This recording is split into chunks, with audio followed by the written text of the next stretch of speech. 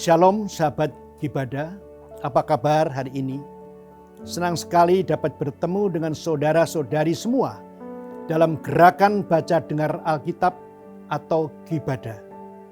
Hari ini adalah hari ke-51, kita akan membaca kitab Bilangan pasal 17 sampai 19. Kejadian dalam pasal 17 dan 18 erat kaitannya dengan peristiwa di pasal 16. Setelah insiden orang Lewi, Korah menantang kepemimpinan Imam Harun dan Musa. Tuhan dengan jelas mengungkapkan siapa yang telah Dia pilih sebagai imam. Melalui peristiwa tongkat Harun yang bertunas, ini menjadi tanda bagi para pemberontak dan menghentikan mereka dari bersungut-sungut kepada Tuhan, sehingga tidak ada lagi kematian. Pasal 18 berisi tentang peran berbeda antara para imam dan orang Lewi. Hal ini memastikan adanya pembagian kerja dan batasan yang jelas. Selain itu, ini juga menghibur hati para imam dan orang Lewi dengan menegaskan penghasilan mereka. Para imam dan orang Lewi merupakan pemimpin rohani. Sebab itu, mereka mempunyai tanggung jawab besar.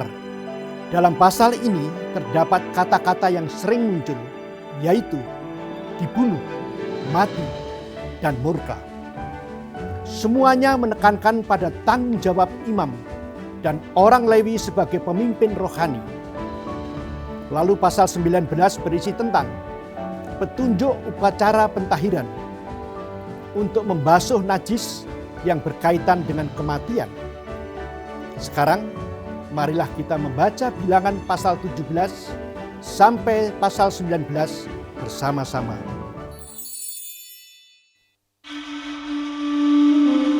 Tuhan berfirman kepada Musa, "Katakanlah kepada orang Israel, dan suruhlah mereka memberikan kepadamu satu tongkat untuk setiap suku. Semua pemimpin mereka harus memberikannya suku demi suku. Seluruhnya 12 tongkat. Lalu tuliskanlah nama setiap pemimpin pada tongkatnya.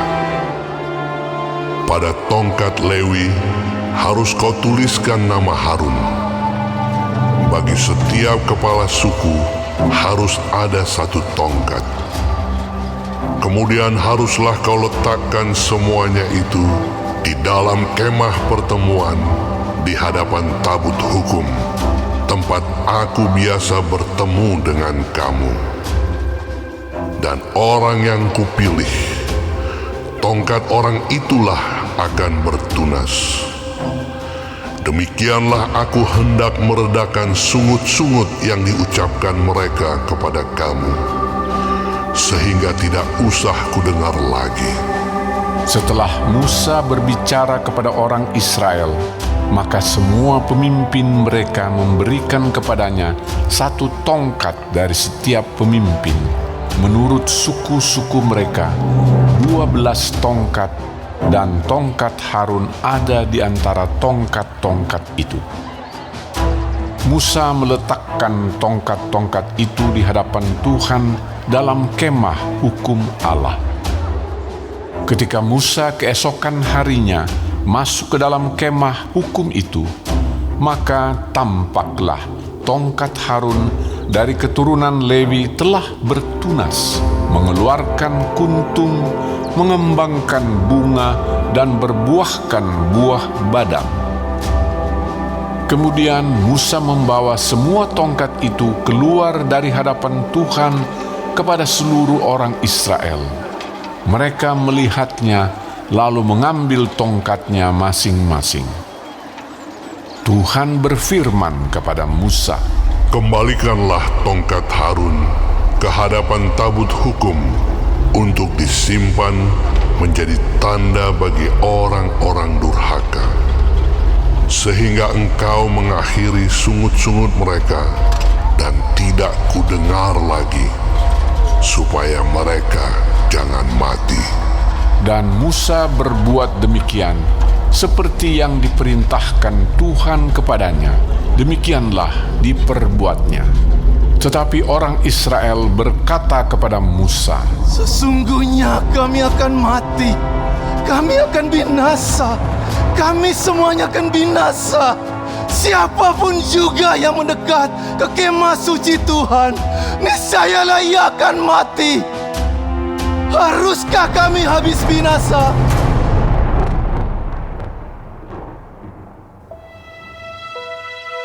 Tuhan berfirman kepada Harun, Engkau ini dan anak-anakmu, beserta seluruh sukumu, haruslah menanggung akibat setiap kesalahan terhadap tempat kudus.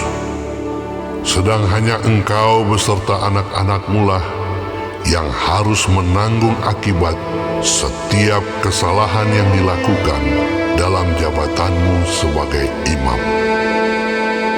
Suruhlah juga saudara-saudaramu, suku Lewi, suku bapa leluhurmu, mendekat bersama-sama dengan engkau, supaya mereka menggabungkan diri kepadamu dan melayani engkau.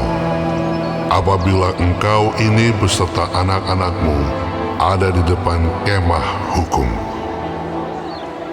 mereka harus melakukan kewajiban mereka kepadamu dan kewajiban mereka mengenai kemah seluruhnya. Hanya kepada perkakas tempat kudus dan kepada mezbah janganlah mereka mendekat, nanti mereka mati, baik mereka maupun kamu. Mereka harus menggabungkan diri kepadamu dan melakukan kewajiban mereka mengenai kemah pertemuan, sesuai dengan segala pekerjaan pada kemah itu. Tetapi orang awam jangan mendekat kepadamu. Dan kamu ini haruslah melakukan kewajibanmu mengenai tempat kudus dan kewajibanmu mengenai mezbah, supaya orang Israel jangan lagi tertimpa oleh murka. Sesungguhnya aku ini telah mengambil saudara-saudaramu, orang Lewi, dari tengah-tengah orang Israel sebagai pemberian kepadamu, sebagai orang-orang yang diserahkan kepada Tuhan untuk melakukan pekerjaan pada kemah pertemuan.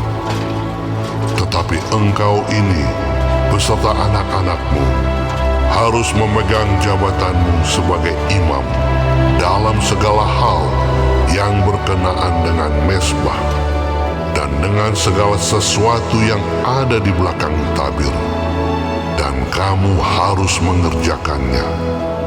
Sebagai suatu jabatan pemberian, aku memberikan kepadamu jabatanmu sebagai imam itu. Tetapi orang awam yang mendekat harus dihukum mati. Lagi berfirmanlah Tuhan kepada Harun, Sesungguhnya aku ini telah menyerahkan kepadamu pemeliharaan persembahan-persembahan khusus yang kepadaku. Semua persembahan kudus orang Israel kuberikan kepadamu dan kepada anak-anakmu sebagai bagianmu. Itulah suatu ketetapan untuk selama-lamanya. Inilah bagianmu dari segala persembahan-persembahan yang maha kudus itu, yaitu dari bagian yang tidak harus dibakar. Segala persembahan mereka yang berupa korban sajian, korban penghapus dosa, dan korban penebus salah yang dibayar mereka kepadaku, itulah bagian maha kudus yang menjadi bagianmu dan bagian anak-anakmu. Sebagai bagian maha kudus, haruslah kamu memakannya. Semua orang laki-laki boleh memakannya.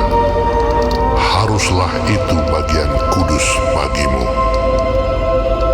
Dan ini pun adalah bagianmu, persembahan khusus dari pemberian mereka yang lain, termasuk segala persembahan unjukan orang Israel.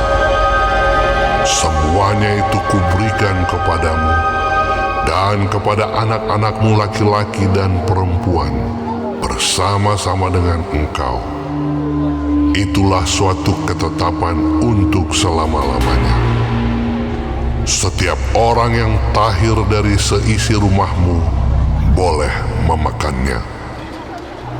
Segala yang terbaik dari minyak dan segala yang terbaik dari anggur dan dari gandum, yakni yang sebagai hasil pertamanya dipersembahkan mereka kepada Tuhan, aku berikan kepadamu. Hulu hasil dari segala yang tumbuh di tanahnya, yang dipersembahkan mereka kepada Tuhan, adalah juga bagianmu. Setiap orang yang tahir dari seisi rumahmu boleh memakannya. Semua yang dikhususkan bagi Tuhan di antara orang Israel menjadi bagianmu. Semua yang terdahulu lahir dari kandungan segala yang hidup, yang dipersembahkan mereka kepada Tuhan, baik dari manusia maupun dari binatang, adalah bagianmu. Hanya haruslah kamu menebus anak sulung manusia, juga anak sulung binatang yang najis haruslah kamu tebus. Mengenai uang tebusannya, dari sejak berumur 1 bulan, haruslah kau tebus menurut nilainya, yakni 5 sikal perak, ditimbang menurut sikal kudus. Sikal ini 20 kira beratnya. Tetapi anak sulung lembu, domba, atau kambing janganlah kau tebus. Semuanya itu kudus. Darahnya haruslah kau siramkan pada mezbah, dan lemaknya kau bakar sebagai korban api-apian, menjadi bau yang menyenangkan bagi Tuhan. Tetapi dagingnya adalah bagianmu, sama seperti dada persembahan dan paha kanan. Segala persembahan khusus, yakni persembahan kudus yang dipersembahkan orang Israel kepada Tuhan, aku berikan kepadamu dan kepada anak-anakmu laki-laki dan perempuan bersama-sama dengan engkau.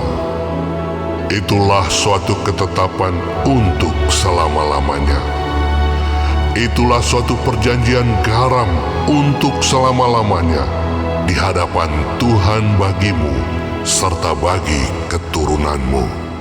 Tuhan berfirman kepada Harun, Di negeri mereka, engkau tidak akan mendapat milik pusaka, dan tidak akan beroleh bagian di tengah-tengah mereka. Akulah bagianmu dan milik pusakamu di tengah-tengah orang Israel. Mengenai Bani Lewi, sesungguhnya aku berikan kepada mereka segala persembahan persepuluhan di antara orang Israel sebagai milik pusakanya, untuk membalas pekerjaan yang dilakukan mereka, pekerjaan pada kemah pertemuan. Maka janganlah lagi orang Israel mendekat kepada kemah pertemuan, sehingga mereka mendatangkan dosa kepada dirinya lalu mati. Tetapi orang Lewi, merekalah yang harus melakukan pekerjaan pada kemah pertemuan, dan mereka harus menanggung akibat kesalahan mereka. Itulah suatu ketetapan untuk selama-lamanya bagimu, turun-temurun. Mereka tidak akan mendapat milik pusaka di tengah-tengah orang Israel, sebab persembahan persepuluhan yang dipersembahkan orang Israel kepada Tuhan sebagai persembahan khusus, kuberikan kepada orang Lewi sebagai milik pusakanya. Itulah sebabnya aku telah berfirman tentang mereka.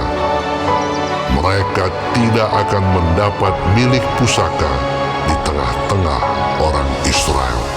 Tuhan berfirman kepada Musa, Lagi haruslah engkau berbicara kepada orang Lewi dan berkata kepada mereka, apabila kamu menerima dari pihak orang Israel persembahan persepuluhan yang kuberikan kepadamu dari pihak mereka sebagai milik pusakamu, maka haruslah kamu mempersembahkan sebagian daripadanya sebagai persembahan khusus kepada Tuhan, yakni persembahan persepuluhanmu dari persembahan persepuluhan itu. Dan persembahan itu akan diperhitungkan sebagai persembahan khususmu, sama seperti gandum dari tempat pengirikan dan sama seperti hasil dari tempat pemerasan anggur. Secara demikian, kamu pun harus mempersembahkan sebagai persembahan khusus kepada Tuhan sebagian dari segala persembahan persepuluhan yang kamu terima dari pihak orang Israel. Dan yang dipersembahkan daripadanya sebagai persembahan khusus kepada Tuhan, haruslah kamu serahkan kepada Imam Harun. Dari segala yang diserahkan kepadamu, yakni dari segala yang terbaik di antaranya, haruslah kamu mempersembahkan seluruh persembahan khusus kepada Tuhan sebagai bagian kudus daripadanya. Lagi haruslah engkau berkata kepada mereka, apabila kamu mengkhususkan yang terbaik daripadanya, maka bagi orang Lewi, haruslah hal itu dihitungkan sebagai hasil tempat pengirikan dan hasil tempat pemerasan anggur. Kamu boleh memakannya di setiap tempat, kamu dan seisi rumahmu, sebab upahmu lah itu untuk membalas pekerjaanmu di kemah pertemuan. Dan dalam hal itu, kamu tidak akan mendatangkan dosa kepada dirimu, asal kamu mengkhususkan yang terbaik daripadanya. Demikianlah kamu tidak akan melanggar kekudusan persembahan-persembahan kudus orang Israel, dan kamu tidak akan mati.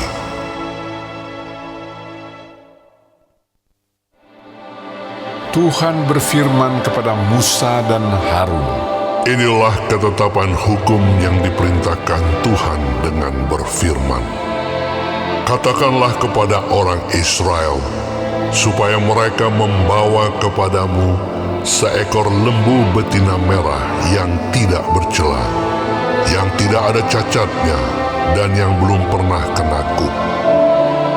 Dan haruslah kamu memberikannya kepada Imam Eleazar. Maka lembu itu harus dibawa keluar tempat perkemahan, lalu disembelih di depan imam.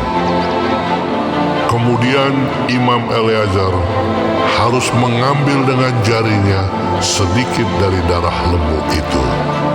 Lalu haruslah ia memercikan sedikit ke arah sebelah depan kemah pertemuan sampai 7 kali. Sesudah itu, haruslah lembu itu dibakar habis di depan mata imam. Kulitnya, dagingnya, dan darahnya haruslah dibakar habis bersama-sama dengan kotorannya. Dan imam haruslah mengambil kayu aras, hisop, dan kain kirmizi, dan melemparkannya ke tengah-tengah api yang membakar habis lembu itu. Kemudian haruslah imam mencuci pakaiannya dan membasuh tubuhnya dengan air. Sesudah itu masuk ke tempat perkemahan, dan imam itu najis sampai matahari terbenam. Orang yang membakar habis lembu itu haruslah mencuci pakaiannya dengan air dan membasuh tubuhnya dengan air, dan ia najis sampai matahari terbenam. Maka seorang yang tahir haruslah mengumpulkan abu lembu itu, dan menaruhnya pada suatu tempat yang tahir di luar tempat perkemahan, supaya semuanya itu tinggal tersimpan bagi umat Israel untuk membuat air pentahiran. Itulah penghapus dosa. Dan orang yang mengumpulkan abu lembu itu haruslah mencuci pakaiannya, dan ia najis sampai matahari terbenam. Itulah suatu ketetapan untuk selama-lamanya bagi orang Israel dan bagi orang asing yang tinggal di tengah-tengahmu.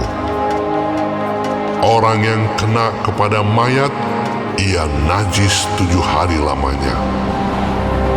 Ia harus menghapus dosa dari dirinya dengan air itu pada hari yang ketiga, dan pada hari yang ketujuh ia tahir.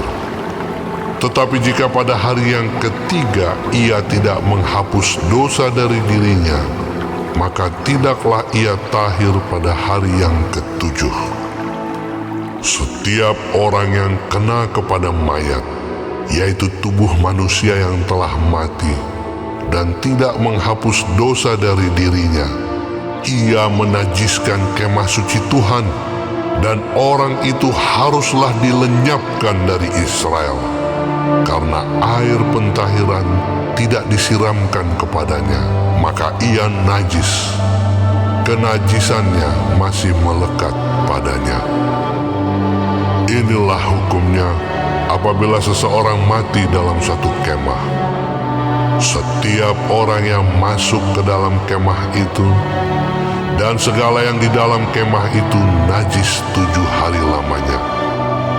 Setiap bejana yang terbuka, yang tidak ada kain penutup terikat di atasnya adalah najis. Juga setiap orang yang di padang, yang kena kepada seorang yang mati terbunuh oleh pedang, atau kepada mayat, atau kepada tulang-tulang seorang manusia, atau kepada kubur, orang itu najis 7 hari lamanya. Bagi orang yang najis, haruslah diambil sedikit abu dari korban penghapus dosa yang dibakar habis. Lalu di dalam bejana abu itu dibubuhi air mengalir.